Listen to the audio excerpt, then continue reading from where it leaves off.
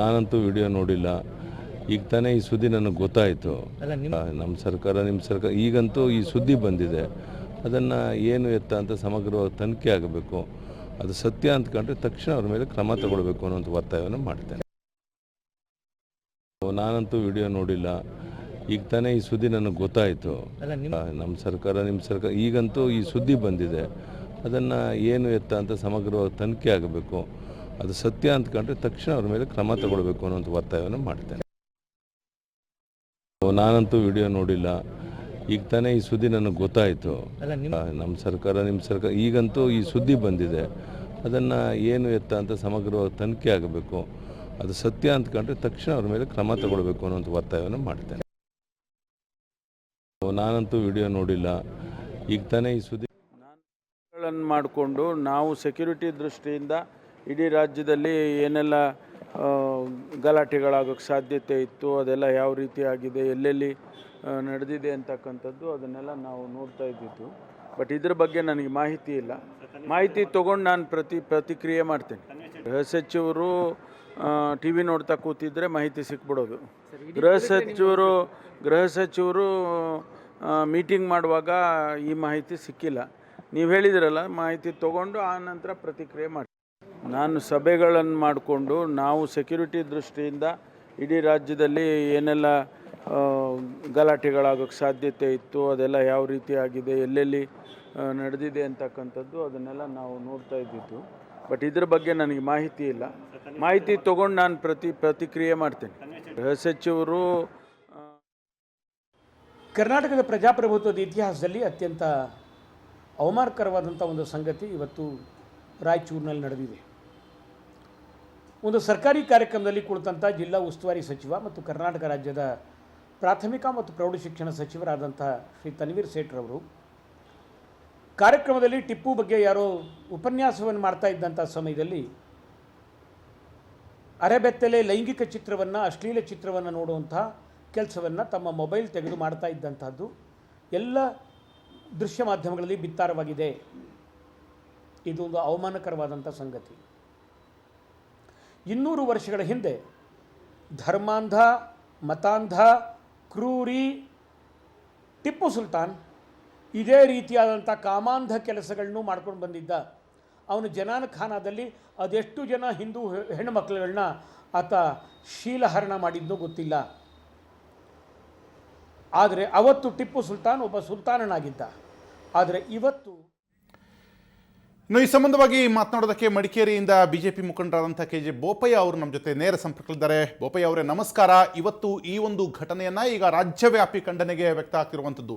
BJP ಅದರಲ್ಲಿಯೂ ಮಡಿಕೇರಿ ಭಾಗದ ಮುಖಂಡರು ಮೊದಲಿಂದಲೂ ವಿರೋಧವನ್ನು ವ್ಯಕ್ತಪಡಿಸಿದ್ದು ಟಿಪ್ಪು ಜಯಂತಿಗಾಗಿ. ಆದರೆ ಹಠಕ್ಕೆ ಬಿದ್ದಂಥ ಸರ್ಕಾರ ಟಿಪ್ಪು ಜಯಂತಿಗೆ ಒಂದು ವೇದಿಕೆಯನ್ನು ಸಿದ್ಧ ಮಾಡಿತ್ತು. ಆದರೆ ಟಿಪ್ಪು ಜಯಂತಿಯ ವೇದಿಕೆಯ ಮೇಲೆ ಇಂತಹ ಒಂದು ಘಟನೆ ಸ್ವತಃ ಶಿಕ್ಷಣ ಸಚಿವರಿಂದ ನಡೀತಲ್ಲ ಅನ್ನುವಂಥ ಖೇದ ರಾಜ್ಯದ ಜನತೆಗೆ.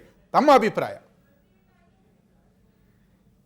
ಹೌದು, ಈಗ ಅವರು ಶಿಕ್ಷಣ ಸಚಿವರು ಯಾವುದು ಪ್ರಾಥಮಿಕ ಮತ್ತು ಪ್ರೌಢ ಶಿಕ್ಷಣ ಖಾತೆ, ಬಹುಶಃ ಈ ದೇಶದ ಸತ್ಪ್ರಜೆ ನಿರ್ಮಾಣ ಮಾಡುವಂಥ ಬೇಸಿಕ್ ಏನು ಕೊಡಬೇಕು ಅದರ ಖಾತೆಯ ಸಚಿವರು. ಇವರೇ ಹೇಳ್ಕೊಂಡ ಹಾಗೆ ಟಿಪ್ಪು ಜಯಂತಿಯನ್ನು ಅತ್ಯಂತ ಗೌರವ ವೈಭವದಿಂದ ಮಾಡುವಂಥಲ್ಲಿ ಬಹುಶಃ ಈ ರೀತಿ ಅಶ್ಲೀಲ ನಗ್ನ ಚಿತ್ರಗಳನ್ನು ನೋಡ್ತಾ ಏಕಾಗ್ರತೆಯಿಂದ ಎಲ್ಲವನ್ನು ಮರೆತು ಶಿಕ್ಷಣ ಸಚಿವರು ಮಾಡ್ತಾರೆ ಅಂದರೆ ತಲೆ ತಗ್ಗಿಸಬೇಕಾದಂಥ ವಿಚಾರ. ಮತ್ತು ಇದನ್ನು ಅತ್ಯಂತ ಕಠಿಣ ರೀತಿಯಲ್ಲಿ ಖಂಡನೆಯೂ ಆಗಬೇಕು. ಇದಕ್ಕೆ ಅವರು ಶಿಕ್ಷೆ ಅನುಭವಿಸಲೇಬೇಕು. ಶಿಕ್ಷೆ ಅಂದರೆ ಅವರು ತತ್ಕ್ಷಣ ರಾಜೀನಾಮೆ ಸ್ವಯಂ ಪ್ರೇರಿತರಾಗಿ ಕೊಡಬೇಕು. ಇಲ್ಲದಿದ್ದರೆ ಮುಖ್ಯಮಂತ್ರಿಗಳು ಅವರು ತಕ್ಷಣ ಅವ್ರನ್ನ ವಜಾ ಮಾಡೋದೇ ಇದಕ್ಕೆ ಸೂಕ್ತ ಪರಿಹಾರ ಅಂತ ಹೇಳುವಂಥದ್ದು ನನ್ನ ಅನಿಸಿಕೆ. ಎಸ್, ಕಾಂಗ್ರೆಸ್ನ ಕಾರ್ಯಾಧ್ಯಕ್ಷರಾದಂತಹ KPCCಯ ಕಾರ್ಯಾಧ್ಯಕ್ಷರಾದಂತಹ ದಿನೇಶ್ ಗುಂಡೂರಾವ್ ಅಲ್ಲಿ ನಾವು ಈ ವಿಚಾರ ಕೇಳಿದಾಗ ಅವರು ಒಂದು ವಿಚಾರನ ಹೇಳ್ತಾರೆ. ಸಾಮಾನ್ಯವಾಗಿ ಮೊಬೈಲ್ ಚೆಕ್ ಮಾಡುವಾಗ ಒಂದಷ್ಟು ಫೋಟೋಗಳು ಬರುತ್ತೆ, ಅಲ್ಲಿ ಎಲ್ಲೂ ಅವರು BJP ಅವ್ರ ಥರ ಡೌನ್ಲೋಡ್ ಮಾಡಿಲ್ಲ, ಝೂಮ್ ಮಾಡಲಿಲ್ಲ, ವಿಡಿಯೋ ನೋಡಲಿಲ್ಲ, ಕೇವಲ ಒಂದು ಫೋಟೋ ಬಂದು ಹೋಯಿತು ಅಷ್ಟು ಅನ್ನುವಂಥದ್ದು. ಆದರೆ ಇಲ್ಲಿರುವಂಥ ಮುಖ್ಯ ಪ್ರಶ್ನೆ, ಒಬ್ಬ ಪ್ರಾಥಮಿಕ ಮತ್ತು ಪ್ರೌಢ ಶಿಕ್ಷಣ ಸಚಿವರಿಗೆ ಒಂದು ವಾಟ್ಸಪ್ ಗ್ರೂಪಲ್ಲಿ ಈ ಥರದ ಮೆಸೇಜ್ಗಳು ಬರುತ್ತೆ ಅಂದರೆ ಅವರ ಸುತ್ತಲಿನ ಟೀಮ್ ಎಂಥದ್ದು, ಅವರ ಫೋನ್ನಲ್ಲಿರುವಂಥ ಸಂಪರ್ಕ ಎಂಥದ್ದು, ಈ ಪ್ರಶ್ನೆಗಳು ಸಹಜವಾಗಿಯೇ ಹುಟ್ಟುತ್ತಲ್ವ ಸರ್? ಸ್ವಾಭಾವಿಕವಾಗಿ ಹುಟ್ಟುತ್ತದೆ. ಮತ್ತು ಅವರು ಡೌನ್ಲೋಡ್ ಮಾಡುವಾಗ ಆಯಿತು ಅಂತ ಹೇಳುವಂಥದ್ದು, ಅವರು ಯಾವ ರೀತಿ ಆ ಮೊಬೈಲ್ನ ಆಪರೇಟ್ ಮಾಡ್ತಾ ಇದ್ದಾರೆ ಅನ್ನುವಂಥದ್ದನ್ನು ನಾನು ನೋಡಿದೆ.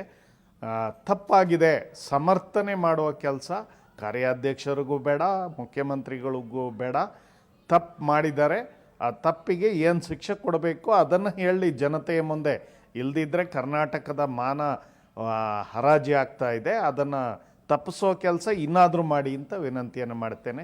ಸಮರ್ಥನೆ ಸಬೂಬು ಹೇಳಿ ಮಾಡೋದು ಬೇಡ. ಭಾರಿ ವಿರೋಧದ ನಡುವೆ ಟಿಪ್ಪು ಜಯಂತಿಗೆ ವೇದಿಕೆಯನ್ನು ಕೊಡಲಾಗಿತ್ತು. ಆ ವೇದಿಕೆಯಲ್ಲಿ ಒಂದು ಕಡೆ ಉಪನ್ಯಾಸ ನಡೀತಿತ್ತು, ಇನ್ನೊಂದು ಕಡೆ ಮೈಸೂರಿನವರೇ ಆದಂತಹ, ಅದೇ ಧರ್ಮದವರೇ ಆದಂತಹ ತನ್ವೀರ್ ಸೇಠ್ ಅವರು ಆ ವೇದಿಕೆಯನ್ನು ಈ ರೀತಿಯಾಗಿ ಬಳಸ್ಕೊಂಡಿದ್ದು ಎಂತಹ ಮೆಸೇಜ್ ಹೋಗುತ್ತೆ ಸರ್? ಖಂಡಿತ ಇದು ಇವತ್ತು ರಾಜಕಾರಣದ ಏನು ಪತನ ಅಂತ ನಾವು ಏನು ಹೇಳ್ತೇವೆ, ಬಹುಶಃ ಅದಕ್ಕಿಂತ ಹೆಚ್ಚಾಗಿ ಆಗ್ತಾ ಇದೆ. ಇವತ್ತು ನಾವು ಯಾರು ಇದರಿಂದ ರಾಜಕಾರಣಿಗಳು ಅಂದರೆ ಒಂದು ರೀತಿ ಜನ ತಾತ್ಸಾರದಿಂದ ಆಗಲೇ ನೋಡೋಕ್ಕೆ ಶುರು ಮಾಡಿದ್ದಾರೆ. ಇಂಥದ್ದಾದಾಗ ಇನ್ನು ಶಾಲೆ ಮಕ್ಕಳು ನಮ್ಮ ಶಿಕ್ಷಣ ಮಂತ್ರಿ ಹೇಗಿರ್ತಾರೆ ಅಂತ ಇನ್ನು ಬೀದಿ ಬೀದಿಯಲ್ಲಿ ಬಹುಶಃ ಇದನ್ನು ಮಾತಾಡುವಂಥ ಪ್ರಸಂಗ ಇವತ್ತು ಬರ್ತದೆ. ಅದು ಆಗಬಾರ್ದು ಅನ್ನುವಂಥದ್ದು ನನ್ನ ಭಾವನೆ. ಎಸ್, ಖಂಡಿತವಾಗಿ ನೀವು ಹೇಳಿದ ಒಂದು ಅಂಶವನ್ನು ನಾವಿಲ್ಲಿ ಗಮನಿಸಬೇಕಂದ್ರೆ ಮುಖ್ಯಮಂತ್ರಿ ಶಾಲೆಯ ಮಕ್ಕಳು ಕೂಡ ಮಂತ್ರಿಗಳನ್ನ ಆಡ್ಕೊಳ್ಳುವಂತ ಸ್ಥಿತಿಗೆ ಬಂದ್ಬಿಟ್ರು ಅಂತ, ಅಂದ್ರೆ ಪ್ರೈಮರಿ ಅಂಡ್ ಹೈಸ್ಕೂಲ್ ಮಕ್ಕಳು ಕೂಡ ಆಡ್ಕೊಳ್ಳೋ ಸ್ಥಿತಿಗೆ ಮಂತ್ರಿಗಳು ಬಂದ್ರು ಅನ್ನುವಂಥದ್ದು. ಅದೇ ಹೌದು, ಬಂದಿದೆ. ಎಸ್ ಎಸ್ ಇದ್ರ ನಡುವೆ ಸರ್ ಒಂದು ಪ್ರಶ್ನೆ, ಇದ್ರ ನಡುವೆ ಒಂದು ಸರ್ ಇದ್ರ ನಡುವೆ ಒಂದು ಪ್ರಶ್ನೆ ಅಂದ್ರೆ, ಈಗ ಕಾಂಗ್ರೆಸ್ ಸಮರ್ಥನೆಗೆ ನಿಲ್ಲುತ್ತೆ ಅನ್ನುವಂತಹ ಎಲ್ಲಾ ಸೂಚನೆಗಳು ಸಿಗ್ತಿರುವಂತಹ ಹೊತ್ತಲ್ಲಿ ಒಂದೊಮ್ಮೆ ಅವರಿಂದ ರಾಜೀನಾಮೆ ಪಡೆಯದೇ ಹೋದಲ್ಲಿ ಬಿಜೆಪಿ ಪ್ರತಿಭಟಿಸುತ್ತೆ, ಪ್ರತಿಭಟನೆಗೆ ಇಳಿತೆ ಸರಿ, ಆದ್ರೆ ಬಿಜೆಪಿಗೂ ಕೂಡ ವಾಯ್ಸ್ ಇಲ್ಲ ಈ ವಿಚಾರದಲ್ಲಿ ಮಾತನಾಡೋದಕ್ಕೆ ಅನ್ನುವಂಥ ಮಾತು ಕಾಂಗ್ರೆಸ್ನ ಮಗ್ಗಲಲ್ಲಿಯೇ ರಾಜ್ಯದ ಜನತೆಯೂ ಹೇಳ್ತಿರುವಂಥದ್ದು. ಅದಕ್ಕೆ ತಾವೇನು ಹೇಳ್ತೀರಿ? ಇಲ್ಲ ಬಿ ಜೆ ಪಿಯವರು ಅವತ್ತು ಏನು ಘಟನೆ ನಡೆಯಿತು ಅದಕ್ಕೆ ತಕ್ಷಣ ಒತ್ತಡನೂ ಬಂತು, ರಿಯಾಕ್ಟ್ ಮಾಡಿದ್ದಾರೆ. ಏನು ತಪ್ಪು ಮಾಡಿದ್ದಕ್ಕೆ ಶಿಕ್ಷೆ ಅನುಭವಿಸಿದ್ದಾರೆ.